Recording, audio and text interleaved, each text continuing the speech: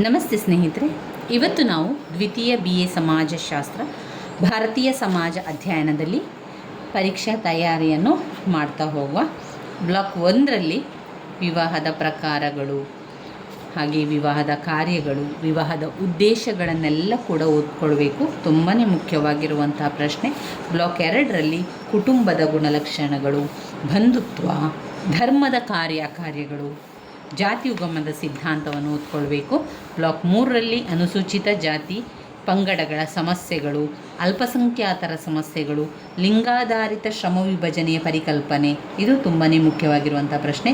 Block 4ರಲ್ಲಿ ಬಂದಾಗ ಮಹಿಳೆಯರ ಚಳುವಳಿ, ಭಾರತದಲ್ಲಿ ಮಹಿಳಾ ಚಳುವಳಿಯ ಒಂದು ಪಾತ್ರದ ಬಗ್ಗೆ, ಹಾಗೆ ಭಾರತದ ಶಾಸನಾತ್ಮಕ ಕ್ರಮಗಳು, ಸಾಮಾಜಿಕ ಸುಧಾರಣಾ ಚಳುವಳಿಗಳ ಬಗ್ಗೆ, ಸಾಮಾಜಿಕ ಚಳುವಳಿಗಳ ಒಂದು ಆಯಾಮಗಳ ಬಗ್ಗೆ, ಪ್ರಕಾರಗಳ ಬಗ್ಗೆ ತಿಳ್ಕೊಳ್ಬೇಕು, ವಿಧಾನಗಳು, ಆಮೇಲೆ ಹಿಂದುಳಿದ ವರ್ಗ ಚಳುವಳಿ, ಜಾಗತೀಕರಣದ ಅರ್ಥ, ಇವೆಲ್ಲವೂ ಕೂಡ ಓದ್ಕೊಳ್ಬೇಕಾಗಿರುವಂತಹ ಮುಖ್ಯವಾದಂತಹ ಪ್ರಶ್ನೆಗಳು. ಇದರಲ್ಲಿ ಸ್ಮೃತಿ 5 ಅಂಕಕ್ಕೆ ಕೇಳಿರುವಂತಹ ಪ್ರಶ್ನೆ. ಮನು ಸ್ಮೃತಿಯ ಬಗ್ಗೆ ಅವಾಗವಾಗ ಅದನ್ನು ತಿಳಿಸ್ತಾ ಇದ್ರು. ಸ್ಮೃತಿ ಎನ್ನುವಂಥದ್ದು ಹಿಂದೂ ನೀತಿ ನಿಯಮಗಳ ಸಂಹಿತೆಯ ಬಗ್ಗೆ ಹೇಳುವಂಥದ್ದು. ಸಮಾಜದಲ್ಲಿನ ಸೂಕ್ತ ಸಾಮಾಜಿಕ ನಡವಳಿಕೆಯನ್ನು ನಿರ್ಬಂಧಿಸಲಿಕ್ಕೆ ಇದು ಮಾರ್ಗದರ್ಶಿಯಾಗಿದೆ. ಸ್ಮೃತಿ ಹಾಗೂ ಶ್ರುತಿ ಜೊತೆಗೂಡಿದಾಗ ಧರ್ಮಶಾಸ್ತ್ರಗಳು ಎಂದು ತಿಳಿಯಬಹುದಾಗಿದೆ. ಇವುಗಳ ಬಗ್ಗೆ ನಾವು ಈಗಾಗಲೇ ತಿಳ್ಕೊಂಡಿದ್ದೇವೆ. ಹಾಗೆ ಪುರುಷಾರ್ಥಗಳನ್ನು ಓದ್ಕೊಳ್ಬೇಕು. ಧರ್ಮ, ಅರ್ಥ, ಕಾಮ, ಮೋಕ್ಷ. ಇನ್ನು ಆಶ್ರಮ ಧರ್ಮದ ಬಗ್ಗೆ ಕೂಡ ನಿಮಗೆ ಗೊತ್ತಿರಲಿ. 4 ಆಶ್ರಮ ಧರ್ಮ ಇದೆ. ಬ್ರಹ್ಮಚರ್ಯಾಶ್ರಮ, ಗೃಹಸ್ಥಾಶ್ರಮ, ವಾನಪ್ರಸ್ಥಾಶ್ರಮ, ಹಾಗೆ ಸನ್ಯಾಸ ಆಶ್ರಮ.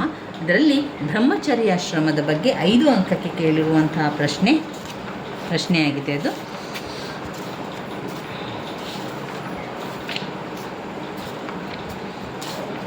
ಇನ್ನು ಬ್ಲಾಕ್ 1 ಘಟಕ 2ರಲ್ಲಿ ನಾವು ನೋಡಿದರೆ ಭಾರತೀಯ ಸಮಾಜದ ತಾತ್ವಿಕ ಆಧಾರಗಳಲ್ಲಿ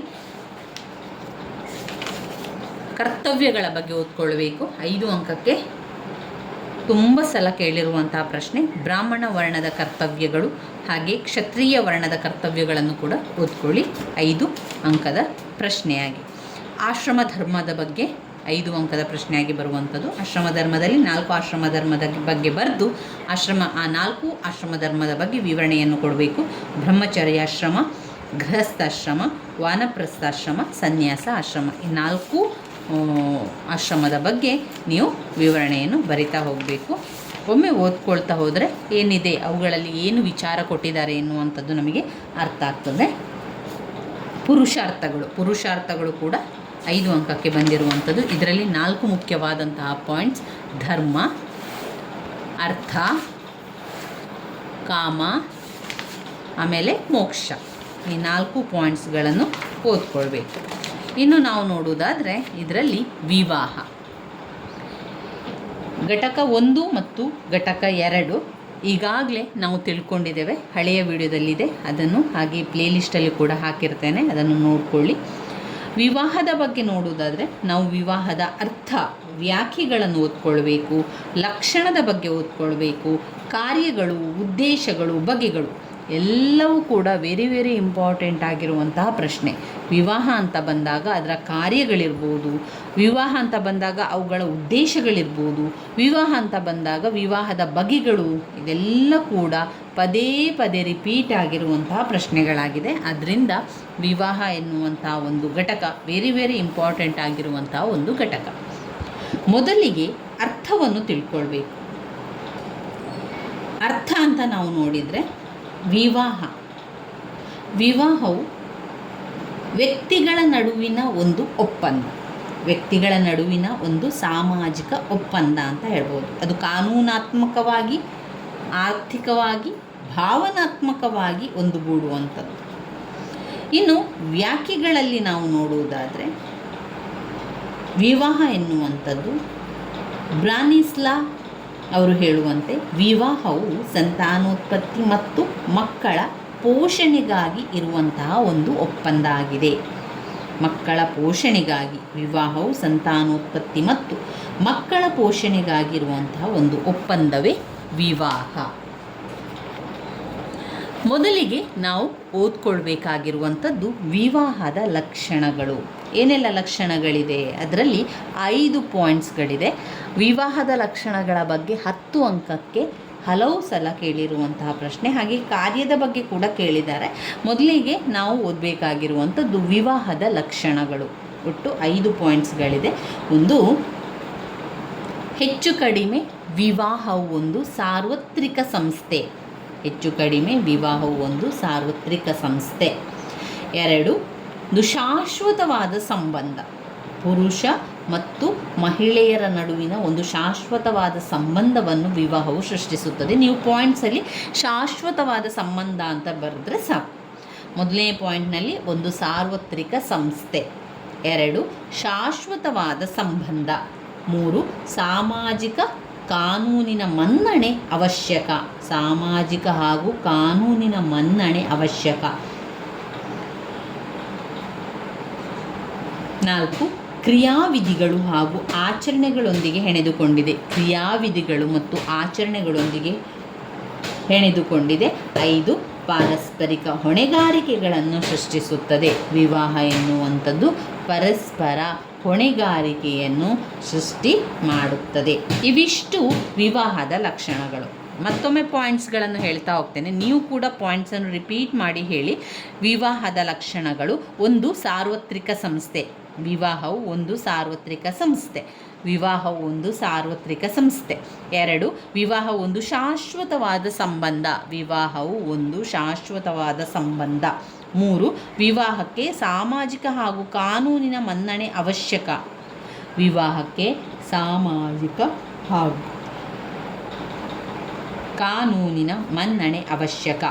4, ವಿವಾಹವು ಕ್ರಿಯಾವಿಧಿಗಳು ಹಾಗೂ ಆಚರಣೆಗಳೊಂದಿಗೆ ಹೆಣೆದುಕೊಂಡಿದೆ. ವಿವಾಹವು ಕ್ರಿಯಾವಿಧಿಗಳು ಹಾಗೂ ಆಚರಣೆಗಳೊಂದಿಗೆ ಹೆಣೆದುಕೊಂಡಿದೆ.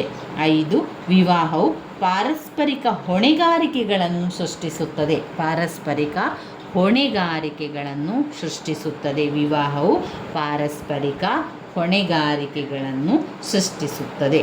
ಇವಿಷ್ಟು ನಮ್ಮ ವಿವಾಹದ ಲಕ್ಷಣಗಳಾಗಿದೆ. ಮೊದಲನೇದಾಗಿ ಅದು ಒಂದು ಸಾರ್ವತ್ರಿಕ ಸಂಸ್ಥೆ. ಅಂದರೆ ವಿವಾಹ ಎನ್ನುವಂಥದ್ದು ಹೆಚ್ಚು ಕಡಿಮೆಯಾಗಿ ಒಂದು ಸಾರ್ವತ್ರಿಕ ಸಂಸ್ಥೆಯಾಗಿ ಅದು ಕೆಲಸಗಳನ್ನು ಮಾಡುವಂಥದ್ದು. ವಿವಾಹದ ಬಗೆಗಳು, ವಿವಾಹದ ವಿಧಿಗಳು, ಆಚರಣೆಗಳು, ವಿವಾಹದಲ್ಲಿ ಸಂಗಾತಿಗಳ ಸಂಖ್ಯೆ ಇತ್ಯಾದಿ ಸಾಮಾನ್ಯವಾಗಿ ಒಂದು ಪ್ರದೇಶದಿಂದ ಮತ್ತೊಂದು ಪ್ರದೇಶಕ್ಕೆ ವ್ಯತ್ಯಾಸ ಆಗಿ ಕಾಣ್ತದೆ. ಉದಾಹರಣೆಗೆ, ಜಪಾನಿನಲ್ಲಿ ಬ್ರಹ್ಮಚರ್ಯೆಯನ್ನು ಸಾರ್ವತ್ರಿಕವಾಗಿ ಖಂಡಿಸಲಾಗಿದೆ. ಕೊರಿಯಾದಲ್ಲಿ ಅವಿವಾಹಿತ ವ್ಯಕ್ತಿಗಳನ್ನು ಅಪೂರ್ಣಗೊಂಡ ವ್ಯಕ್ತಿಗಳು ಅಂತ ಕರೀತಾರೆ. ಹಿಂದೂಗಳಲ್ಲಿ ವಿವಾಹವು ಒಂದು ಪವಿತ್ರವಾದ ಸಂಸ್ಕಾರವಾಗಿದ್ದು ಹೆಚ್ಚು ಕಡಿಮೆ ಅವಶ್ಯಕವಾದುದಾಗಿದೆ. ನೀಲಗಿರಿಯ ತೋಡ ಜನರು ವಿವಾಹಕ್ಕೆ ಮೊದಲೇ ಅವಿವಾಹಿತ ಹೆಣ್ಣು ಮಗು ಸಾವನ್ನಪ್ಪಿದರೆ ಕ್ರಿಯಾವಿಧಿಗಳ ನೆರವೇರಿಸುವಿಕೆಯನ್ನು ನಿರಾಕರಿಸುತ್ತಿದ್ದರು. ಆದರೆ ಪಾರ್ಥಿವ ಶರೀರಕ್ಕೆ ವೈವಾಹಿಕ ಕಾರ್ಯಗಳ ವಿಧಿವಿಧಾನಗಳನ್ನು ನೆರವೇರಿಸಿದ ನಂತರವೇ ಶವ ಸಂಸ್ಕಾರವನ್ನು ಮಾಡಲಾಗುತ್ತಿತ್ತು. ಕನ್ಫ್ಯೂಷಿಯಸ್ ಎಂಬ ಚೀನಿ ತತ್ವಜ್ಞಾನಿಯ ಪ್ರಕಾರ ಜೀವನ ಪೂರ್ತಿ ಯಾವ ವ್ಯಕ್ತಿಗಳು ಅವಿವಾಹಿತರಾಗಿ ಉಳಿಯುವರೋ ಅವರು ದೊಡ್ಡ ಅಪರಾಧ ಎಸಗಿದಂತೆ. ಇವು ಹೆಚ್ಚು ಕಡಿಮೆ ವಿವಾಹ ಒಂದು ಸಾರ್ವತ್ರಿಕ ಸಂಸ್ಥೆ ಅಂತ ಹೇಳುವಂಥದ್ದಕ್ಕೆ ವಿವರಣೆಯಾಗಿ ನೀವು ಬರಿತಾ ಹೋಗಬೇಕು. ಇನ್ನು ವಿವರಣೆಯ ಬಗ್ಗೆ ಹೆಚ್ಚು ಚಿಂತೆ ಮಾಡಿಕೊಳ್ಬೇಡಿ. ಒಮ್ಮೆ ನೋಡಿಕೊಂಡು ಏನಿದೆ ಅದರೊಳಗೆ ವಿಚಾರ ಎನ್ನುವಂಥದ್ದು ನಿಮಗೆ ಸ್ವಲ್ಪ ಗೊತ್ತಿದ್ದರೆ ಸಾಕು. ನಂತರ ನಿಮಗೆ ಎಲ್ಲವನ್ನು ಕೂಡ ಬರಿತಾ ಹೋಗಲಿಕ್ಕೆ ಆಗ್ತದೆ. 2ನೇ ಪಾಯಿಂಟ್, ವಿವಾಹವು ಒಂದು ಶಾಶ್ವತವಾದ ಸಂಬಂಧ. ವಿವಾಹ ಯಾವಾಗಲೂ ಅದು ಒಂದು ಶಾಶ್ವತವಾದ ಸಂಬಂಧ ಅಂತ ಹೇಳುವಂಥದ್ದು ವಯಸ್ಕ ಪುರುಷರು ಹಾಗೂ ಮಹಿಳೆಯ ನಡುವೆ ಒಂದು ಅಪೇಕ್ಷಿತ, ಸಾಪೇಕ್ಷಿತ, ಶಾಶ್ವತ, ಹೆಚ್ಚು ಕಡಿಮೆ ದೀರ್ಘಕಾಲದ ಬಂಧವನ್ನು ವಿವಾಹವು ಸೃಷ್ಟಿಸುತ್ತದೆ. ಲೈಂಗಿಕ ಬಯಕೆಗಳನ್ನು ತೃಪ್ತಿಪಡಿಸುವುದಲ್ಲದೆ ಸಂತಾನೋತ್ಪತ್ತಿಯ ನಂತರವೂ ಕೂಡ ಪತಿ ಪತ್ನಿಯರ ನಡುವಿನ ಸಂಬಂಧ ಸುದೀರ್ಘವಾಗಿ ಮುಂದುವರಿಯುವಂಥದ್ದಾಗಿದೆ. ಇಲ್ಲಿ ಪುರುಷ ಮತ್ತು ಮಹಿಳೆಯರ ನಡುವಿನ ಒಂದು ಶಾಶ್ವತ ಸಂಬಂಧವನ್ನು ವಿವಾಹವು ಸೃಷ್ಟಿಸುತ್ತದೆ. 3, ಸಾಮಾಜಿಕ ಮತ್ತು ಕಾನೂನಿನ ಮನ್ನಣೆ ಅವಶ್ಯಕ. ಸಾಮಾಜಿಕ ಮತ್ತು ಕಾನೂನಿನ ಮನ್ನಣೆ ಅವಶ್ಯಕವಿದೆ. ವಿವಾಹವು ಪದ್ಧತಿಗಳು, ನೈತಿಕ ನಿಯಮಗಳು, ಇತ್ಯಾದಿ ಮೂಲಕ ಸಮಾಜ ಮನ್ನಣೆ ನೀಡಿದಾಗ ಮಾತ್ರವೇ ಒಂದು ವೈವಾಹಿಕ ಸಂಬಂಧಕ್ಕೆ ಪುರುಷ ಅಥವಾ ಮಹಿಳೆ ಒಳಗಾಗುತ್ತಾರೆ. ಕೆಲವು ಸಂದರ್ಭದಲ್ಲಿ ರಾಜ್ಯವು ಕೂಡ ವಿವಾಹಕ್ಕೆ ಮನ್ನಣೆಯನ್ನು ನೀಡ್ತದೆ. ಹಾಗಾಗಿ ರಾಜ್ಯವಾಗಲಿ ಅಥವಾ ಸಮಾಜವಾಗಲಿ ಪುರುಷ ಮತ್ತು ಮಹಿಳೆಯರ ವೈವಾಹಿಕ ಸಂಬಂಧಕ್ಕೆ ಮನ್ನಣೆಯನ್ನು ನೀಡಬೇಕಾಗುತ್ತದೆ. ರಾಜ್ಯ ಅಥವಾ ಸಮಾಜದ ಒಪ್ಪಿಗೆ ವೈವಾಹಿಕ ಸಂಬಂಧ ಸ್ಥಾಪನೆಗೆ ಮೂಲಭೂತ ಪೂರ್ವ ಷರತ್ತಾಗಿರುತ್ತದೆ. 4ನೇ ಪಾಯಿಂಟ್ನಲ್ಲಿ ವಿವಾಹವು ಕ್ರಿಯಾವಿಧಿಗಳು ಹಾಗೂ ಆಚರಣೆಗಳೊಂದಿಗೆ ಹೆಣೆದುಕೊಂಡಿದೆ. ಕ್ರಿಯಾವಿಧಿಗಳು ಮತ್ತು ಆಚರಣೆಗಳೊಂದಿಗೆ ಹೆಣೆದುಕೊಂಡಿರುವಂಥದ್ದು. ಬೇರೆ ಬೇರೆ ಆಚರಣೆಗಳನ್ನು ಮಾಡ್ತಾರೆ, ಬೇರೆ ಬೇರೆ ಮಾಂಗಲ್ಯ ಧಾರಣೆಗಳನ್ನು ಮಾಡುವಂಥದ್ದು, ಬೇರೆ ರೀತಿಯಲ್ಲಿ ಸಪ್ತಪದಿ ತೊಳೆಯುವಂಥದ್ದು, ವೈವಾಹಿಕ ಉಂಗುರ ಧಾರಣೆ ಮೊದಲಾದವುಗಳು ಆಚರಣೆ ಔಪಚಾರಿಕೆಗಳು ಪದ್ಧತಿಗಳ ಮೂಲಕ ವಿವಾಹವು ಸಾಮಾಜಿಕ ಮನ್ನಣೆ ಎನ್ನುವುದು ಪಡೆದುಕೊಳ್ಳುತ್ತದೆ. 5ನೇ ಪಾಯಿಂಟ್ನಲ್ಲಿ ವಿವಾಹವು ಪಾರಸ್ಪರಿಕ ಹೊಣೆಗಾರಿಕೆಗಳನ್ನು ಸೃಷ್ಟಿಸುತ್ತದೆ. ಪರಸ್ಪರ ಏನು ಮಾಡ್ತದೆ? ಅದು ಹೊಣೆಗಾರಿಕೆಯನ್ನು ಸೃಷ್ಟಿ ಮಾಡ್ತದೆ. ವಿವಾಹವು ಪತಿ ಮತ್ತು ಪತ್ನಿಯರ ಮೇಲೆ ನಿರ್ದಿಷ್ಟವಾದಂತಹ ಹಕ್ಕು ಹಾಗೂ ಕರ್ತವ್ಯಗಳನ್ನು ಹೇರುತ್ತಾ ಪತಿ ಪತ್ನಿಯರು ಹಾಗೂ ಅವರ ಮಕ್ಕಳು ಪಾರಸ್ಪರಿಕವಾಗಿ ಬೆಂಬಲ ಹೊಂದಲಿಕ್ಕೆ ಹಕ್ಕುಗಳು ಹಾಗೂ ಕರ್ತವ್ಯಗಳು ಅವಶ್ಯಕವಾಗಿದೆ. ಇವಿಷ್ಟು ನಮ್ಮ ವಿವಾಹದಲ್ಲಿ, ಹಿಂದೂ ವಿವಾಹದಲ್ಲಿನ ಲಕ್ಷಣಗಳಾಗಿದೆ. ಮತ್ತೊಮ್ಮೆ ಪಾಯಿಂಟ್ಸನ್ನು ಹೇಳ್ತಾ ಹೋಗ್ತಾನೆ. ಪಾಯಿಂಟ್ಸನ್ನು ನೀವು ಕೂಡ ರಿಪೀಟ್ ಮಾಡಿ ಹೇಳಿ. ವಿವಾಹದ ಲಕ್ಷಣಗಳು: ವಿವಾಹವು ಒಂದು ಸಾರ್ವತ್ರಿಕ ಸಂಸ್ಥೆ. ವಿವಾಹವು ಒಂದು ಸಾರ್ವತ್ರಿಕ ಸಂಸ್ಥೆ. 2ನೇ ಪಾಯಿಂಟ್, ವಿವಾಹವು ಒಂದು ಶಾಶ್ವತವಾದ ಸಂಬಂಧ. ವಿವಾಹ ಒಂದು ಶಾಶ್ವತವಾದ ಸಂಬಂಧ. 3, ವಿವಾಹವು ಸಾಮಾಜಿಕ ಮತ್ತು ಕಾನೂನಿನ ಮನ್ನಣೆ ಅವಶ್ಯಕವಿದೆ. ವಿವಾಹಕ್ಕೆ ಸಾಮಾಜಿಕ ಹಾಗೂ ಕಾನೂನಿನ ಮನ್ನಣೆ ಅವಶ್ಯಕತೆ ಇದೆ. 4, ವಿವಾಹವು ಕ್ರಿಯಾವಿಧಿಗಳು ಹಾಗೂ ಆಚರಣೆಗಳೊಂದಿಗೆ ಹೆಣೆದುಕೊಂಡಿದೆ. ವಿವಾಹವು ಕ್ರಿಯಾವಿಧಿಗಳು ಮತ್ತು ಆಚರಣೆಯೊಂದಿಗೆ ಹೆಣೆದುಕೊಂಡಿದೆ. 5ನೇದು, ವಿವಾಹ ಎನ್ನುವಂಥದ್ದು ಪಾರಸ್ಪರಿಕ ಹೊಣೆಗಾರಿಕೆಗಳನ್ನು ಅದು ಸೃಷ್ಟಿ ಮಾಡುತ್ತದೆ ಎನ್ನುವಂಥದ್ದು. ಇದು ವಿವಾಹದ ಲಕ್ಷಣಗಳಲ್ಲಿ ನೀವು ಓದ್ಕೊಳ್ಬೇಕಾಗಿರುವಂಥದ್ದು. ಪಾಯಿಂಟ್ಸ್ಗಳನ್ನು ಮತ್ತೊಮ್ಮೆ ಹೇಳ್ಕೊಳ್ಳಿ. ಆ ಪಾಯಿಂಟ್ಸ್ಗಳನ್ನು ಸರಿಯಾಗಿ ನೆನಪಲ್ಲಿಟ್ಕೊಂಡ್ರೆ ನಿಮಗೆ ವಿವರಣೆಯನ್ನು ಕೂಡ ಬರೀಲಿಕ್ಕೆ ಸಾಧ್ಯ ಆಗ್ತದೆ. ಆ ವಿವರಣೆಯನ್ನು ಒಮ್ಮೆ ನೋಡ್ತಾ ಹೋಗಿ. ನಿಮ್ಮಲ್ಲಿ ಟೆಕ್ಸ್ಟ್ ಬುಕ್ ಇದೆ ಅಂತಾದರೆ ನೀವು ಆ ವಿವರಣೆಯನ್ನು ಒಮ್ಮೆ ನೋಡ್ತಾ ಹೋಗಿ. ಇಲ್ಲ ಅಂತಾದರೆ ವಿವರಣೆಯನ್ನು ನಾನು ಹೇಳಿರುವಂಥ ವಿವರಣೆಯನ್ನು ಕೇಳಿಕೊಂಡು ಅದಕ್ಕೆ ಸಂಬಂಧಪಟ್ಟಂಥ ರೀತಿಯಲ್ಲಿ ವಿವರಣೆಯನ್ನು ಬರೆದರೆ ಆಯಿತು. 5 ಅಂಕದ ಪ್ರಶ್ನೆ. 5 ಅಂಕದ ಪ್ರಶ್ನೆಯಾಗಿ ಬಂದಾಗ 1.5 ಪುಟದಷ್ಟು ನಿಮ್ಮ ಉತ್ತರ ಬೇಕು. ಹಾಗೆಯೇ 15 ಅಂಕದ ಪ್ರಶ್ನೆಗೆ 4ರಿಂದ 5 ಪುಟದಷ್ಟು, ಹಾಗೆ 10 ಅಂಕದ ಪ್ರಶ್ನೆಗೆ 3ರಿಂದ 4 ಪುಟದಷ್ಟು ನಿಮ್ಮ ಉತ್ತರ ಇರಲಿ. ಇನ್ನು ಬರುವಂತಹ ಮುಖ್ಯವಾದಂತಹ ಪ್ರಶ್ನೆ ವಿವಾಹದ ಕಾರ್ಯಗಳು.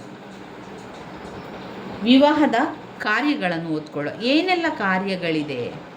ಒಂದು ಪ್ರಾಥಮಿಕ ಸಾಮಾಜಿಕ ಸಂಸ್ಥೆಯಾಗಿ ವಿವಾಹವು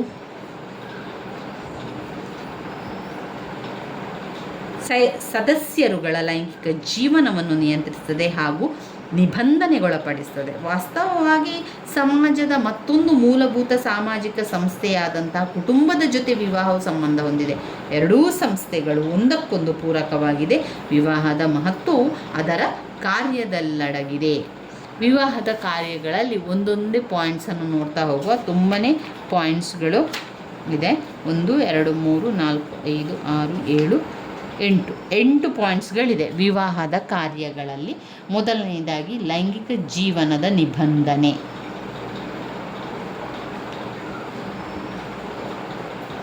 ಲೈಂಗಿಕ ಜೀವನದ ನಿಬಂಧನೆ. 2 ಸಂತಾನೋತ್ಪತ್ತಿ ಮತ್ತು ಮಕ್ಕಳ ಪೋಷಣೆ. ಸಂತಾನೋತ್ಪತ್ತಿ ಮತ್ತು ಮಕ್ಕಳ ಪೋಷಣೆ. 3 ಕುಟುಂಬದ ಸ್ಥಾಪನೆಗೆ ವಿವಾಹವು ಸಹಕಾರಿಯಾಗಿದೆ. ಕುಟುಂಬದ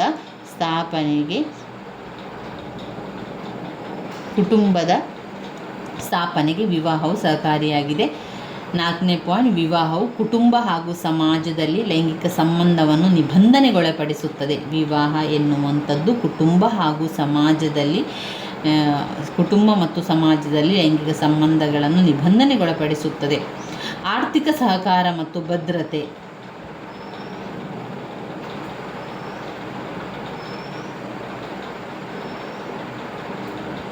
ಆರ್ಥಿಕ ಸಹಕಾರ ಮತ್ತು ಭದ್ರತೆ.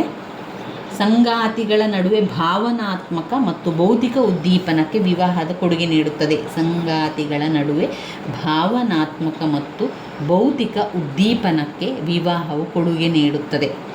ಒಡನಾಡಿತನ ಮತ್ತು ಭಾವನಾತ್ಮಕ ಬೆಂಬಲ. ಒಡನಾಡಿತನ ಮತ್ತು ಭಾವನಾತ್ಮಕ ಬೆಂಬಲ. ಒಡನಾಡಿತನ ಮತ್ತು ಭಾವನಾತ್ಮಕ ಬೆಂಬಲ. 8. ಸಾಮಾಜಿಕ ಐಕ್ಯತೆಯು ವಿವಾಹದ ಫಲಶ್ರುತಿ. ಸಾಮಾಜಿಕ ಐಕ್ಯತೆಯು ವಿವಾಹದ ಫಲಶ್ರುತಿ.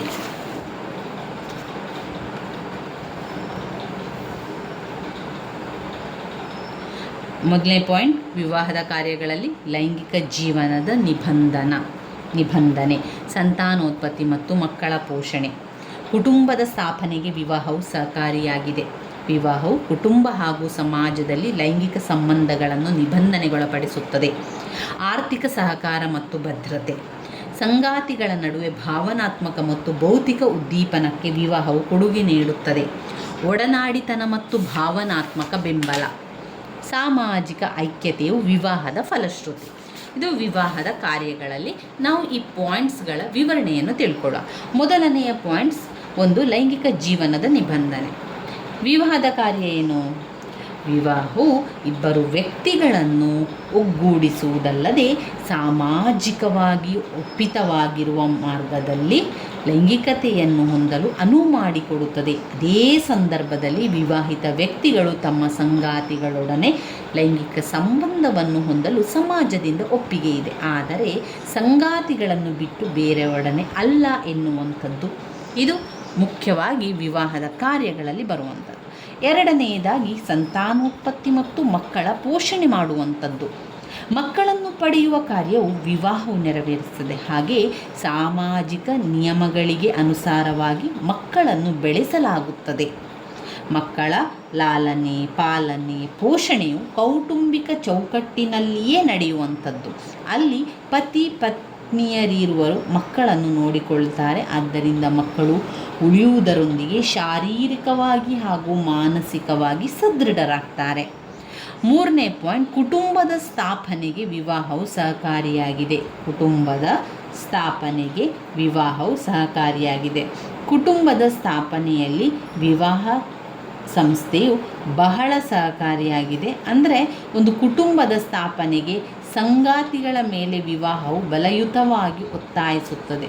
ಕುಟುಂಬದಲ್ಲಿಯೇ ಮಕ್ಕಳ ಜನನವಾಗುತ್ತದೆ ಮತ್ತು ಬೆಳವಣಿಗೆಯಾಗುತ್ತದೆ ಹಾಗೂ ಶೈಕ್ಷಣಿಕ ಕೌಶಲ್ಯತೆಯನ್ನು ಪಡೆದು ಪರಿಣಾಮವಾಗಿ ಜವಾಬ್ದಾರಿಯುತ ನಾಗರಿಕರಾಗಿ ಬೆಳೆಯುತ್ತಾರೆ. ಕುಟುಂಬದ ಸ್ಥಾಪನೆಗೆ ವಿವಾಹವು ಸಹಕಾರಿಯಾಗಿರುವಂಥದ್ದು.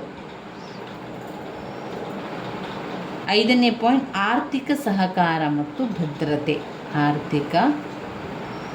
ಆರ್ಥಿಕವಾಗಿ ಸಹಕಾರ ಮಾಡುವಂಥದ್ದು ಮತ್ತು ಭದ್ರತೆಯನ್ನು ಕೊಡುವಂಥದ್ದು.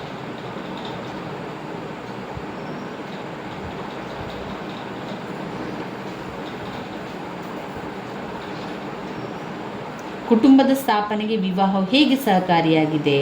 ಕುಟುಂಬದ ಸ್ಥಾಪನೆಯಲ್ಲಿ ವಿವಾಹ ಸಂಸ್ಥೆಯು ಬಹಳ ಸಹಕಾರಿಯಾಗಿದೆ. ಅಂದರೆ ಒಂದು ಕುಟುಂಬದ ಸ್ಥಾಪನೆಗೆ ಸಂಗಾತಿಗಳ ಮೇಲೆ ವಿವಾಹವು ಬಲಯುತವಾಗಿ ಒತ್ತಾಯಿಸ್ತದೆ.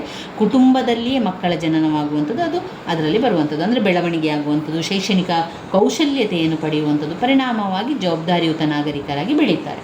ವಿವಾಹವು ಕುಟುಂಬ ಹಾಗೂ ಸಮಾಜದಲ್ಲಿ ಲೈಂಗಿಕ ಸಂಬಂಧವನ್ನು ನಿಬಂಧನೆಗೊಳಪಡಿಸುತ್ತದೆ ಎನ್ನುವಂಥದ್ದು ಅಗಮ್ಯ ಗಮನ ನಿಷೇಧವೆಂದು ಕರೆಯಲಾಗ್ತದೆ. ನಿರ್ದಿಷ್ಟ ನಿಯಮಗಳ ಸಹಾಯದೊಂದಿಗೆ ಸಮಾಜದಲ್ಲಿನ ಹತ್ತಿರದ ಸಂಬಂಧಿಗಳಲ್ಲಿ, ಅಂದರೆ ತಾಯಿ ಮತ್ತು ಮಗ, ಸಹೋದರ ಮತ್ತು ಸಹೋದರಿ, ತಂದೆ ಮತ್ತು ಮಗಳ ನಡುವೆ ಒಂದು ಸಂಬಂಧವನ್ನು ನಿಷೇಧಿಸುವಂಥದ್ದು, ಲೈಂಗಿಕ ಸಂಬಂಧ ನಿಷೇಧಿಸುವಂಥದ್ದು ಮುಂದುವರಿದು ವಿವಾಹ ಪೂರ್ವ, ವಿವಾಹೇತರ ಸಂಬಂಧಗಳ ಮೇಲೆ ವಿವಾಹವು ಹಲವಾರು ನಿರ್ಬಂಧಗಳನ್ನು ಹಾಕುತ್ತದೆ. ಆರ್ಥಿಕ ಸಹಕಾರ ಮತ್ತು ಭದ್ರತೆ ಅಂತ ಹೇಳಿದರೆ, ಆರ್ಥಿಕ ಚಟುವಟಿಕೆಗಳಲ್ಲಿ ವ್ಯಕ್ತಿಗೆ ಮೌಲ್ಯಯುತ ಹಾಗೂ ವಿಶ್ವಾಸಾರ್ಹ ಸಹಾಯವನ್ನು ಏನು ಕೊಡ್ತದೆ? ವಿವಾಹವು ಕೊಡ್ತದೆ. ಈಗ ಯಾವುದೇ ಒಂದು ಕುಟುಂಬಕ್ಕೆ ಆರ್ಥಿಕವಾಗಿ ಸಹಕಾರ ಬೇಕು, ಭದ್ರತೆ ಬೇಕು. ಕುಟುಂಬದ ಬೆಂಬಲಕ್ಕೆ ಜೋಡಿಗಳು ಪತಿಪತ್ನಿಯರ ಮನೆಗಳಲ್ಲಿ, ಹೊಲಗದ್ದೆಗಳಲ್ಲಿ, ಕಾನನಗಳಲ್ಲಿ, ವೃತ್ತಿಗಳಲ್ಲಿ ಒಟ್ಟಿಗೆ ದುಡಿತಾರೆ. ಪಾರಸ್ಪರಿಕವಾಗಿ ಅಗತ್ಯತೆಗಳನ್ನು ಅವರು ನೋಡಿಕೊಳ್ತಾರೆ. ಜೊತೆಗೆ ಆಹಾರ, ಬಟ್ಟೆ, ವಸತಿ, ಶಿಕ್ಷಣ, ವೈದ್ಯಕೀಯ ಹಾಗೂ ಮನರಂಜನಾತ್ಮಕ ಅಗತ್ಯಗಳು ಹಾಗೂ ಇತರೆ ಮಕ್ಕಳ ಆರ್ಥಿಕ ಅವಶ್ಯಕತೆಗಳನ್ನು ಕೂಡ ಅವರು ನೋಡಿಕೊಳ್ಳುತ್ತಾರೆ. ಇನ್ನು ಸಂಗಾತಿಗಳ ನಡುವೆ ಭಾವನಾತ್ಮಕ ಮತ್ತು ಭೌತಿಕ ಉದ್ದೀಪನಕ್ಕೆ ವಿವಾಹವು ಕೊಡುಗೆಯನ್ನು ನೀಡುತ್ತದೆ. ವಿವಾಹ ಸಂಸ್ಥೆಯು ಸಂಗಾತಿಗಳನ್ನು ಹತ್ತಿರಕ್ಕೆ ತರುವುದಲ್ಲದೆ ಪಾರಸ್ಪರಿಕವಾಗಿ ಹೆಚ್ಚಿನ ಪ್ರೀತಿಯನ್ನು ಕೂಡ ವೃದ್ಧಿಸುತ್ತದೆ. ಜೀವನ ಸಂಗಾತಿಗಳಲ್ಲಿನ ಒಡನಾಡಿತನವನ್ನು ಕೂಡ ಗಟ್ಟಿಗೊಳಿಸುತ್ತದೆ. ಒಡನಾಡಿತನ ಮತ್ತು ಭಾವನಾತ್ಮಕ ಬೆಂಬಲ. ಪತಿ ಪತ್ನಿಯರ ಬಗೆಯಲ್ಲಿರುವ ಜೀವನ ಸಂಗಾತಿಯ ಸ್ಥಿರ ಒಡನಾಡಿಯನ್ನು ವಿವಾಹವು ಒದಗಿಸುತ್ತದೆ. ಪ್ರಾರಂಭದಲ್ಲಿ ವಧುವರರ ನಡುವೆ ಪರಸ್ಪರ ಅರಿವು, ತಿಳುವಳಿಕೆ ಇರುವುದಿಲ್ಲ. ಆದರೆ ಅವರು ಜೊತೆಗೂಡಿ ಕಾಲ ಕಳೆದ ನಂತರ ಪತಿ ಪತ್ನಿಯರು ಉತ್ತಮ ಸ್ನೇಹಿತರಾಗ್ತಾರೆ. ವರ್ಷಗಳು ಕಳೆದಂತೆ ಪ್ರೀತಿಯು ಇಬ್ಬರಲ್ಲಿಯೂ ಕೂಡ ಬೆಳೆಯಲಾರಂಭಿಸುತ್ತದೆ. ಸಾಮಾಜಿಕವಾಗಿ, ಆರ್ಥಿಕವಾಗಿ, ಭಾವನಾತ್ಮಕವಾಗಿ ಪರಸ್ಪರ ಸುಖ ದುಃಖಗಳಲ್ಲಿ ಸಹಾಯವನ್ನು ಮಾಡ್ತಾರೆ. ಕುಟುಂಬದ ನಿರ್ವಹಣೆಯಲ್ಲಿ ಒಬ್ಬರೊಬ್ಬರ ದೃಷ್ಟಿಕೋನದ ಉತ್ತಮ ತಿಳುವಳಿಕೆಯನ್ನು ಬೆಳೆಸಿಕೊಳ್ಳುತ್ತಾರೆ. ಸಾಮಾಜಿಕ ಐಕ್ಯತೆಯು ವಿವಾಹದ ಫಲಶ್ರುತಿಯಾಗಿರುವಂಥದ್ದು. ವಿವಾಹ ಸಂಸ್ಥೆಯು ಎರಡು ಕುಟುಂಬಗಳನ್ನು ಒಗ್ಗೂಡಿಸುತ್ತದೆ ಹಾಗೂ ಸಂಬಂಧಿಗಳನ್ನು ಅವರ ತೆಕ್ಕೆಗೆ ತರುತ್ತದೆ. ಸಮುದಾಯಗಳು ಹಾಗಾಗಿ ಸಾಮಾಜಿಕ ಐಕ್ಯತೆಯನ್ನು ಅದು ಪ್ರೋತ್ಸಾಹಿಸುತ್ತದೆ. ಇವಿಷ್ಟು ವಿವಾಹದ ಕಾರ್ಯಗಳಲ್ಲಿ ನಾವು ಓದಲೇಬೇಕಾಗಿರುವಂಥದ್ದು. ವಿವಾಹದ ಕಾರ್ಯಗಳನ್ನು ಮತ್ತೊಮ್ಮೆ ಪಾಯಿಂಟ್ಸ್ ಹೇಳ್ತಾ ಹೋಗ್ತಾನೆ, ರಿಪೀಟ್ ಮಾಡಿಕೊಳ್ಳಿ. 1. ಲೈಂಗಿಕ ಜೀವನದ ನಿಬಂಧನೆ. 2. ಸಂತಾನೋತ್ಪತ್ತಿ ಮತ್ತು ಮಕ್ಕಳ ಪೋಷಣೆ. 3. ಕುಟುಂಬದ ಸ್ಥಾಪನೆಗೆ ವಿವಾಹವು ಸಹಕಾರಿಯಾಗಿದೆ. 4. ವಿವಾಹವು ಕುಟುಂಬ ಹಾಗೂ ಸಮಾಜದಲ್ಲಿ ಲೈಂಗಿಕ ಸಂಬಂಧಗಳನ್ನು ನಿಬಂಧನೆಗೊಳಪಡಿಸುತ್ತದೆ. 5. ಆರ್ಥಿಕ ಸಹಕಾರ ಮತ್ತು ಭದ್ರತೆ. 6. ಸಂಗಾತಿಗಳ ನಡುವೆ ಭಾವನಾತ್ಮಕ ಮತ್ತು ಬೌದ್ಧಿಕ ಉದ್ದೀಪನಕ್ಕೆ ವಿವಾಹವು ಕೊಡುಗೆ ನೀಡುತ್ತದೆ. 7. ಒಡನಾಡಿತನ ಮತ್ತು ಭಾವನಾತ್ಮಕ ಬೆಂಬಲ. 8. ಸಾಮಾಜಿಕ ಐಕ್ಯತೆಯು ವಿವಾಹದ ಫಲಶ್ರುತಿ. ಸಾಮಾಜಿಕ ಐಕ್ಯತೆಯು ವಿವಾಹದ ಫಲಶ್ರುತಿ.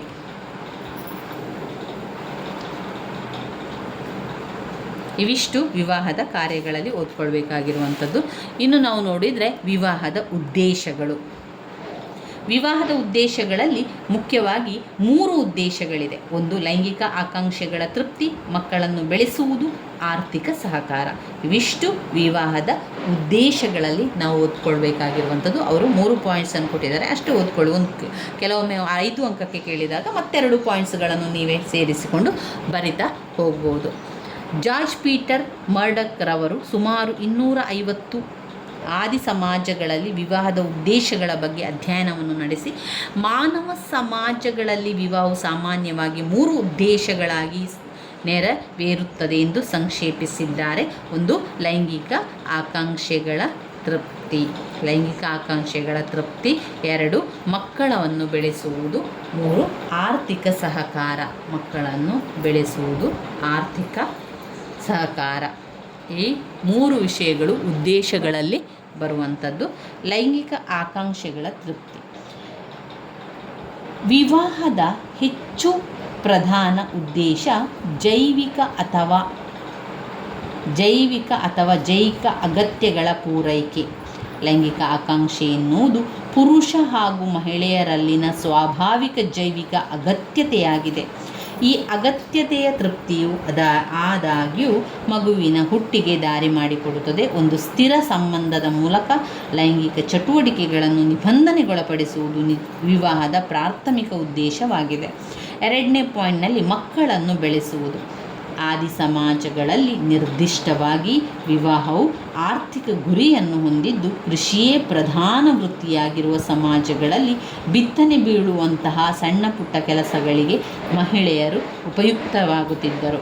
ಆರ್ಥಿಕ ಸಹಕಾರ. ಮಕ್ಕಳನ್ನು ಪಡೆಯುವುದು, ಮಕ್ಕಳ ಪಾಲನೆ ಪೋಷಣೆ ಮಾಡುವುದು ವಿವಾಹದ ಜೈವಿಕ ಹಾಗೂ ಸಾಮಾಜಿಕ ಕಾರ್ಯವಾಗಿದೆ.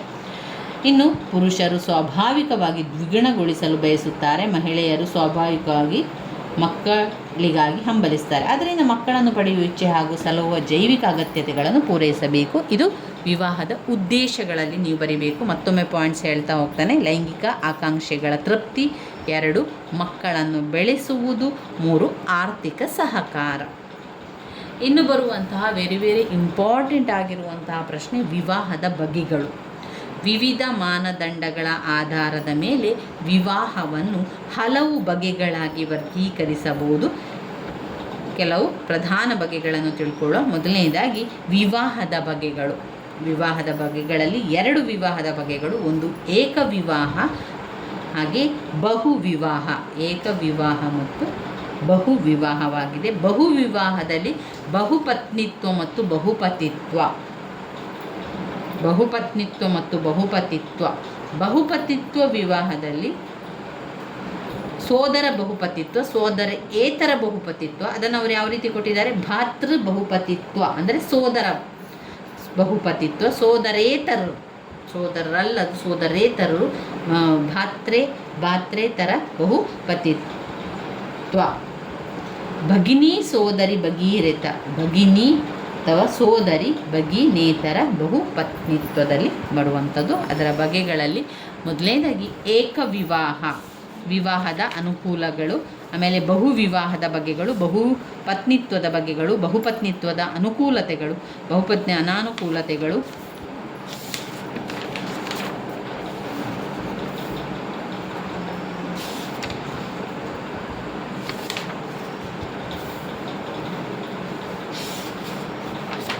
ಇನ್ನು ಮುಂದಿನ ವಿಡಿಯೋದಲ್ಲಿ ನಾವು ಹಿಂದೂ ವಿವಾಹ ಘಟಕ 4ರಲ್ಲಿ ನೋಡ್ಕೊಳ್ಳುವ. ಹಿಂದೂ ವಿವಾಹದ ಸಾಂಪ್ರದಾಯಿಕ ಪ್ರಕಾರಗಳನ್ನು ಓದ್ಕೊಳ್ಬೇಕು, ವೆರಿ ಇಂಪಾರ್ಟೆಂಟ್. ಅದಾದ ಮೇಲೆ ವಿವಾಹದಲ್ಲಿ ಸಂಗಾತಿಯನ್ನು ಆಯ್ಕೆಯಲ್ಲಿನ ಸಾಂಪ್ರದಾಯಿಕ ಮಾರ್ಗಗಳ ಬಗ್ಗೆ ತಿಳ್ಕೊಳ್ಳುವ. ಇತ್ತೀಚಿನ ಪ್ರವೃತ್ತಿ ಏನು, ವಿವಾಹದ ಬಗ್ಗೆ ಇತ್ತೀಚಿನ ಪ್ರವೃತ್ತಿಗಳನ್ನು ಓದ್ಕೊಳ್ಬೇಕು. ಅವಿಷ್ಟು ಘಟಕ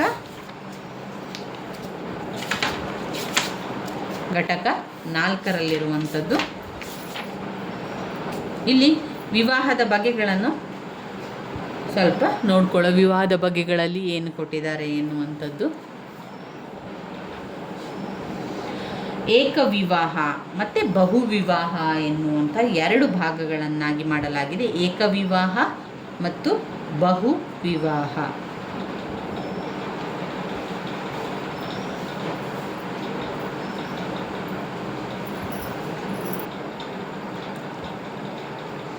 ಇದರಲ್ಲಿ ಮೊದಲನೆಯ ಪಾಯಿಂಟ್ ಏಕವಿವಾಹ. ಏಕವಿವಾಹ ಎನ್ನುವಂಥದ್ದು ಏಕಕಾಲದಲ್ಲಿ ಒಬ್ಬ ಪುರುಷ ಒಬ್ಬ ಸ್ತ್ರೀಯನ್ನು ಅಥವಾ ಒಬ್ಬ ಸ್ತ್ರೀ ಒಬ್ಬ ಪುರುಷನನ್ನು ಮಾತ್ರ ವಿವಾಹವಾಗುವುದಕ್ಕೆ ಏಕವಿವಾಹ ಅಥವಾ ಏಕಪತಿತ್ವ ಅಥವಾ ಏಕಪತ್ನಿತ್ವ ಎಂದು ಕರೆಯಲಾಗುತ್ತದೆ. ಇದು ವಿವಾಹದ ಮಾರ್ಗದರ್ಶಿತ ಬಗೆಯಾಗಿದ್ದು ಸರಳ ಆದಿ ಸಮಾಜಗಳ ಬುಡಕಟ್ಟುಗಳಲ್ಲಿ ಹಾಗೂ ನಾಗರಿಕ ಸಮಾಜಗಳಲ್ಲಿ ಕಾಣಬಹುದಾಗಿರುವಂತಹ ಒಂದು ವಿವಾಹದ ಪ್ರಕಾರವಾಗಿದೆ. ಸಂಗಾತಿಯು ಮರಣ ಹೊಂದಿದಂತಹ ನಿರ್ದಿಷ್ಟವಾದ ಅಸಾಧಾರಣ ಸನ್ನಿವೇಶಗಳಲ್ಲಿ ವಿವಾಹವಾಗುವ ಅವಕಾಶವಿದೆ. ಇದು ಹಿಂದೂ ಸಮಾಜದಲ್ಲಿ ಅತ್ಯಂತ ಜನಪ್ರಿಯವಾದ ಆಚರಣೆಯಾಗಿರುವಂಥದ್ದು. ಪ್ರಾಚೀನ ಗ್ರೀಕ್ ತತ್ವಜ್ಞಾನಿ ಅರಿಸ್ಟಾಟಲ್ ಅವರು ಏಕವಿವಾಹಕ್ಕೆ ಮಾತ್ರವೇ ಶಿಫಾರಸು ಮಾಡಿದ್ದಾರೆ ಹಾಗೂ ವಿವಾಹದ ಆದರ್ಶ ಬಗೆಯಾಗಿ ಏಕವಿವಾಹವನ್ನು ಹಿಂದೂಗಳು ಪರಿಗಣಿಸಿದ್ದಾರೆ ಮತ್ತು ಸಿಗಬೇಕಾದ ಮನ್ನಣೆಯನ್ನು ಕೂಡ ನೀಡಲಾಗಿದೆ. ಏಕವಿವಾಹದ ಅನುಕೂಲತೆಗಳ ಬಗ್ಗೆ ನೋಡುವುದಾದರೆ, ವಿವಾಹದ ಇತರೆ ಬಗೆಗಳಿಗಿಂತ ಏಕವಿವಾಹವು ತನ್ನದೇ ಆದ ಅನುಕೂಲಗಳನ್ನು ಹಾಗೂ ಗುಣಗಳನ್ನು ಹೊಂದಿದೆ. ಇದರಲ್ಲಿ ಅನುಕೂಲತೆಗಳನ್ನು ನಾವು ನೋಡುವುದಾದರೆ, ವೈವಾಹಿಕ ಜೀವನವನ್ನು ನಡೆಸಲು ಸಮಾನ ಅವಕಾಶವನ್ನು ಏಕವಿವಾಹದಲ್ಲಿ ನೀಡುತ್ತದೆ. ವೈವಾಹಿಕ ಜೀವನವನ್ನು ನಡೆಸಲಿಕ್ಕೆ ಸಮಾನತೆ ಎಲ್ಲ ಸಮಾಜಗಳಲ್ಲಿಯೂ ಕೂಡ ಕಾಣ್ಬೋದು. ಏಕವಿವಾಹ ಮಾತ್ರ ಪುರುಷ ಮತ್ತು ಮಹಿಳೆಯರಿಗೆ ಸಮಾನವಾದ ಅವಕಾಶವನ್ನು ಒದಗಿಸುತ್ತದೆ. ಎರಡನೆಯದಾಗಿ, ಆರ್ಥಿಕವಾಗಿ ಹೆಚ್ಚು ಸೂಕ್ತವಾಗಿರುವಂಥದ್ದು ಏಕವಿವಾಹ. ಯಾಕಂದರೆ ಏಕವಿವಾಹವು ಬಡತನದೊಂದಿಗೆ ಹೊಂದಿಕೊಳ್ಳುತ್ತದೆ. ಒಬ್ಬಳೇ ಹೆಂಡತಿಯನ್ನು ಹಾಗೂ ಅವಳಿಂದ ಪಡೆದ ಮಕ್ಕಳನ್ನು ನಿರ್ವಹಿಸಲಿಕ್ಕೆ ಬಡವರಿಗೆ ಅಂತಹ ಕಷ್ಟವಾದ ಕೆಲಸ ಅಲ್ಲ. ಹಾಗಾಗಿ ಏಕವಿವಾಹವು ಜನರಿಗೆ ಆರ್ಥಿಕವಾಗಿ ಅದು ಯುಕ್ತವಾದಂಥದ್ದು. ಇನ್ನು ಪತಿ ಪತ್ನಿಯರ ನಡುವಿನ ಸುಮಧುರ ಸಂಬಂಧವನ್ನು ಉತ್ತೇಜಿಸುತ್ತದೆ. ಪತಿ ಪತ್ನಿಯರ ನಡುವೆ ಹೆಚ್ಚಿನ ಮಟ್ಟದ ಪ್ರೀತಿ ವಾತ್ಸಲ್ಯವನ್ನು ಏಕವಿವಾಹವು ಉಂಟು ಮಾಡ್ತದೆ. ಈ ಕುಟುಂಬದ ಶಾಂತಿ ಇರ್ಬೋದು, ಐಕ್ಯತೆ, ಸಂತೋಷಕ್ಕೆ ಇದು ಒಂದು ಕೊಡುಗೆಯನ್ನು ಕೂಡ ಕೊಡ್ತದೆ.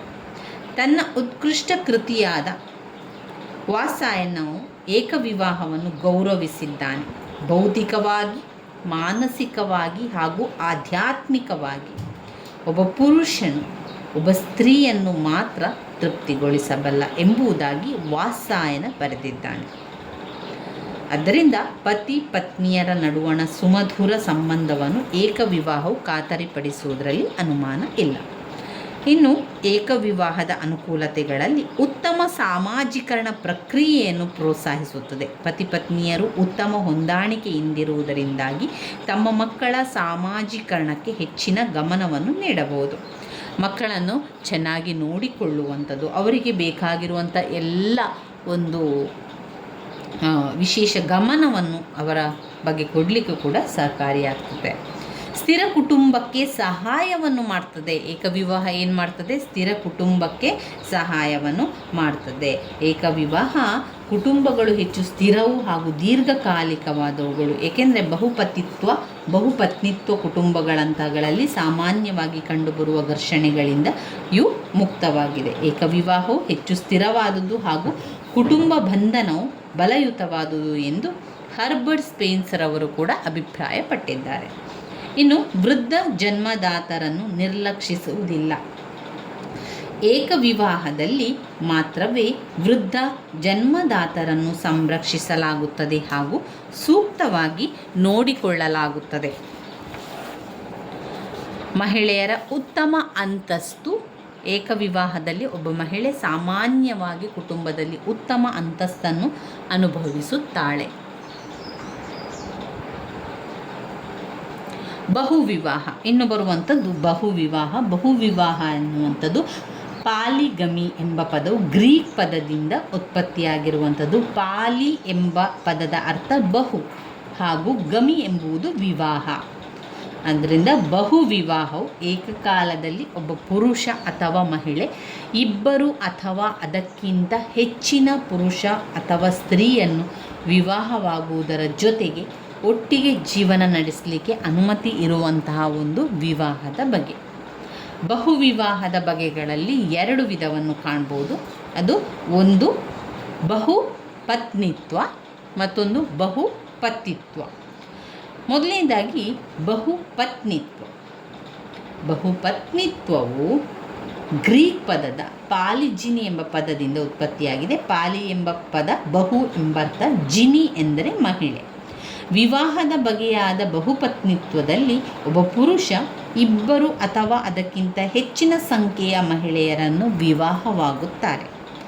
ನಾಗಾ, ಗೊಂಡಾಸ್, ಬೈಗಾಸ್ ಮುಂತಾದ ಭಾರತದ ಆದಿವಾಸಿಗಳಲ್ಲಿ, ಎಸ್ಕಿಮೋ ಆದಿವಾಸಿಗಳಲ್ಲಿ, ಉತ್ತರ ಅಮೇರಿಕಾದ ಹಫದಸ್ತಾ ಮತ್ತು ಆಫ್ರಿಕಾದ ನೀಗ್ರೋಗಳಲ್ಲಿ ಬಹುಪತ್ನಿ ವಿವಾಹವು ಕಂಡುಬರುತ್ತದೆ. ಬಹುಪತ್ನಿಯು ಗುಲಾಮಗಿರಿ ಸಂಸ್ಥೆಗೆ ನಿಕಟವಾಗಿದೆ. ಸಾಮಾನ್ಯವಾಗಿ ಯುದ್ಧದಲ್ಲಿ ವಶಪಡಿಸಿಕೊಂಡ ಮಹಿಳೆಯರನ್ನು ಪತ್ನಿ ಅಥವಾ ಉಪಪತ್ನಿಯರನ್ನಾಗಿ ಜಯಶಾಲಿಯಾದವರು ಮಾಡಿಕೊಳ್ತಾ ಇದ್ದರು. ವೆಸ್ಟರ್ ಮಾರ್ಕ್ರವರು ತಮ್ಮ the history of human marriage ಎಂಬ ಕೃತಿಯಲ್ಲಿ ಬಹುಪತ್ನಿತ್ವದ ಕಾರಣಗಳನ್ನು ಕೂಡ ಅವರು ತಿಳಿಸಿದ್ದಾರೆ. ಇದರಲ್ಲಿ ನಾವು ನೋಡುವುದಾದರೆ, ಹೇರಿದ ಬ್ರಹ್ಮಚರ್ಯೆ, ಮಹಿಳೆಯರು ಶೀಘ್ರವಾಗಿ ವೃದ್ಧೆಯರಾಗುವುದು, ಹೆಚ್ಚು ಮಕ್ಕಳನ್ನು ಪಡೆಯುವ ಅಪೇಕ್ಷೆ, ಸಾಮಾಜಿಕ ಗೌರವ, ಆರ್ಥಿಕ ಅವಶ್ಯಕತೆ, ಈ ಎಲ್ಲ ಕಾರಣಗಳು ಬಹುಪತ್ನಿತ್ವ ವಿವಾಹವಾಗಲಿಕ್ಕೆ ಕಾರಣ ಆಗಿರುವಂಥದ್ದು. ಬಹುಪತ್ನಿತ್ವದ ಬಗೆಗಳು ನಾವು ನೋಡಿದರೆ, ಬಹುಪತ್ನಿತ್ವದಲ್ಲಿ 2 ಬಗೆಯನ್ನು ಕಾಣ್ಬೋದು. ಭಗಿನಿ ಬಹುಪತ್ನಿತ್ವ, ಭಗಿನೇತರ ಬಹುಪತ್ನಿತ್ವ. ಅಂದರೆ ಸಹೋದರಿ ಬಹುಪತ್ನಿತ್ವ, ಸಹೋದರಿಯೇತರ ಬಹುಪತ್ನಿತ್ವ.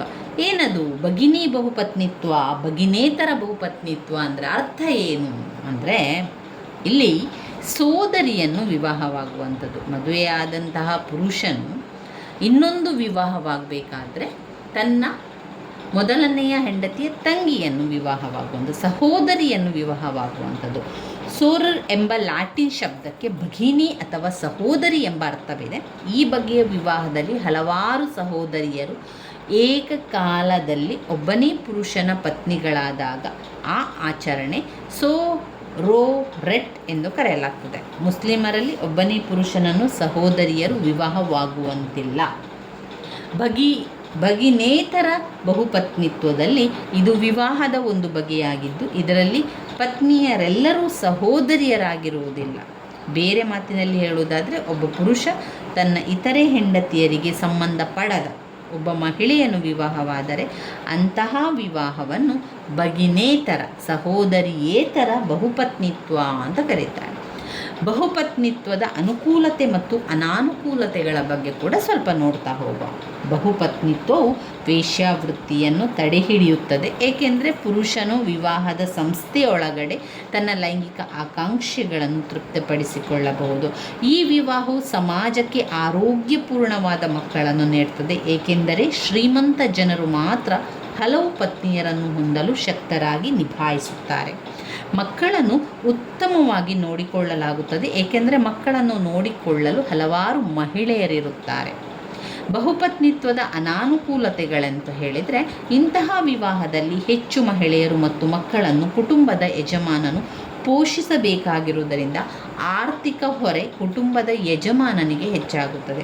ಬಹಳಷ್ಟು ಮಂದಿ ಮಕ್ಕಳ ಮೇಲ್ವಿಚಾರಣೆಯನ್ನು ಹೊಂದಿರುವುದರಿಂದಾಗಿ ಮಕ್ಕಳನ್ನು ಸೂಕ್ತ ರೀತಿಯಲ್ಲಿ ನೋಡಿಕೊಳ್ಳಲಾಗುವುದಿಲ್ಲ. ಪತ್ನಿಯರು ಹಾಗೂ ಅವರ ಮಕ್ಕಳ ನಡುವೆ ಅಸೂಯೆಯನ್ನು ಸೃಷ್ಟಿಸುತ್ತದೆ, ಕುಟುಂಬದ ಸಂತೋಷವನ್ನು ನಾಶಪಡಿಸುತ್ತದೆ. ಮಹಿಳೆಯು ಕೆಳಮಟ್ಟದ ಸ್ಥಾನಮಾನವನ್ನು ಹೊಂದಿರುತ್ತಾಳೆ. ಇನ್ನು ಬರುವಂಥದ್ದು ಬಹುಪತಿತ್ವ, ಪಾಲಿಯಾಂಡ್ರಿ ಎನ್ನುವಂಥದ್ದು. ಪಾಲಿ ಎಂಬ ಪದ ಬಹು, ಹಲವು ಎಂಬರ್ಥ, ಆ್ಯಂಡ್ರಿ ಎಂಬ ಪದ ಪುರುಷ ಎಂಬ ಅರ್ಥವನ್ನು ಕೊಡ್ತದೆ. ಬಹುಪತಿತ್ವವು ವಿವಾಹದ ಒಂದು ಬಗೆಯಾಗಿದ್ದು, ಇದರಲ್ಲಿ ಒಬ್ಬ ಮಹಿಳೆ ಒಬ್ಬ ಪುರುಷರಿಗಿಂತ ಹೆಚ್ಚಿನ ಪುರುಷರನ್ನು ವಿವಾಹವಾಗುತ್ತಾರೆ.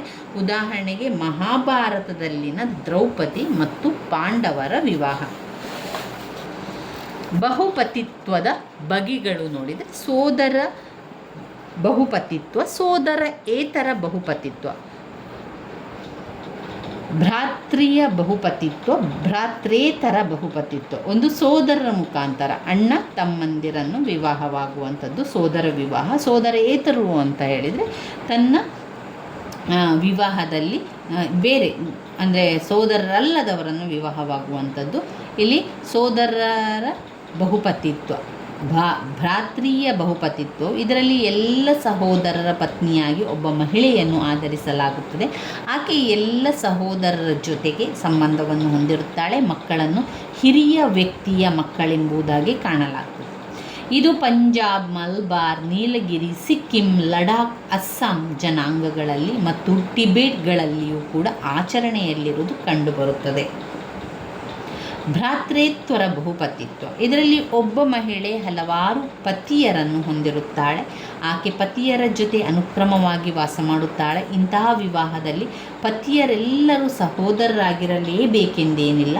ಒಂದು ವೇಳೆ ಮಗುವಿನ ಜನನವಾದಲ್ಲಿ ವಿಶೇಷ ಆಚರಣೆಯ ಮೂಲಕ ಪತಿಗಳಲ್ಲಿ ಯಾರಾದರೊಬ್ಬರನ್ನು ಸಾಮಾಜಿಕ ಜನ್ಮದಾತರನ್ನಾಗಿ ಆಯ್ಕೆ ಮಾಡಲಾಗುತ್ತದೆ. ಈ ಆಚರಣೆಯು ಒಮ್ಮೆ ಮಲಬಾರಿನ ನಾಯರಲ್ಲಿ ಇದ್ದಿತು. ಇತ್ತೀಚಿನ ದಿನಗಳಲ್ಲಿ ಇಂತಹ ಆಚರಣೆಯನ್ನು ಸಂಪೂರ್ಣವಾಗಿ ಕಾಣಲಾಗುತ್ತಿಲ್ಲ. ಬಹುಪತಿತ್ವದ ಕಾರಣಗಳು: ಪುರುಷರ ಸಂಖ್ಯೆಗೆ ಹೋಲಿಸಿದರೆ ಸ್ತ್ರೀಯರ ಸಂಖ್ಯೆ ಪ್ರಮಾಣ ಕಡಿಮೆ.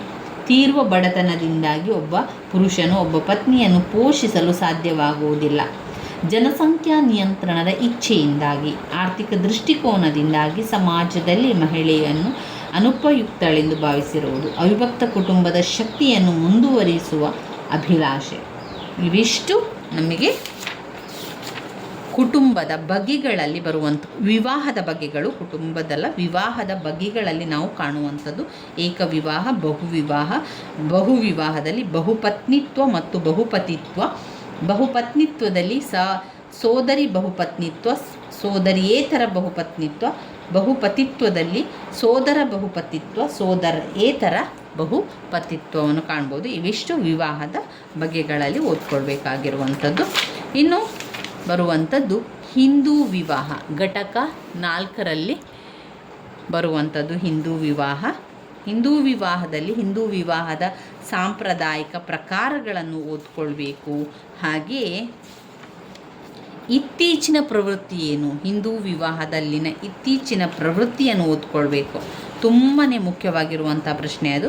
ನಂತರ ಬರುವಂಥದ್ದು ಮುಸ್ಲಿಮರಲ್ಲಿನ ವಿವಾಹದ ಮೆಹರ್ನ ಬಗ್ಗೆ, ವಿಚ್ಛೇದನೆಯ ಬಗ್ಗೆ ತುಂಬ ಸಲ ಕೇಳಿರುವಂತಹ ಪ್ರಶ್ನೆ. ಅದನ್ನೆಲ್ಲ ಕೂಡ ಓದ್ಕೊಳ್ಬೇಕು. ನಿಬಂಧನೆಗಳೇನು, ಮುಸ್ಲಿಂ ವಿವಾಹದಲ್ಲಿನ ನಿಬಂಧನೆಗಳೇನು ಅಂತ ಕೇಳಿದ್ದಾರೆ. ಹಾಗೆಯೇ ಅಷ್ಟೇ ಅಲ್ಲದೆ ಮುಸ್ಲಿಂ ವಿವಾಹದ ವಿಧಗಳ ಬಗ್ಗೆ ಕೂಡ ಕೇಳ್ತಾರೆ. ಹಾಗೆ ಮೆಹರ್ 5 ಅಂಕಕ್ಕೆ ಕೇಳಿರುವ ಪ್ರಶ್ನೆ, ತಲಾಕ್ 5 ಅಂಕದ ಪ್ರಶ್ನೆ, ವಿಚ್ಛೇದನದ ಬಗ್ಗೆ ಬರೀಲಿಕ್ಕೆ ಇರುವಂಥದ್ದು. ಇದು ಇದರಲ್ಲಿ ಮುಖ್ಯವಾಗಿರುವಂತಹ ಪ್ರಶ್ನೆಗಳಾಗಿದೆ. ಘಟಕ 5 ಮತ್ತು ಘಟಕ 4. ಇನ್ನು ನಾವು ಮುಂದಿನ ವಿಡಿಯೋದಲ್ಲಿ ಘಟಕ 4 ಹಿಂದೂ ವಿವಾಹದ ಬಗ್ಗೆ ಮುಂದಿನ ವಿಡಿಯೋದಲ್ಲಿ ತಿಳ್ಕೊಳ್ಳುವ ಸ್ನೇಹಿತರೆ. ನನ್ನ ವಿಡಿಯೋಸ್ ಎಲ್ಲ ನಿಮಗೆ ಇಷ್ಟ ಆಗಿದ್ದರೆ ಲೈಕ್ ಕೊಡಿ, ಶೇರ್ ಮಾಡಿ, ಸಬ್ಸ್ಕ್ರೈಬ್ ಮಾಡಲಿಕ್ಕೆ ಮರಿಬೇಡಿ. ಧನ್ಯವಾದಗಳು.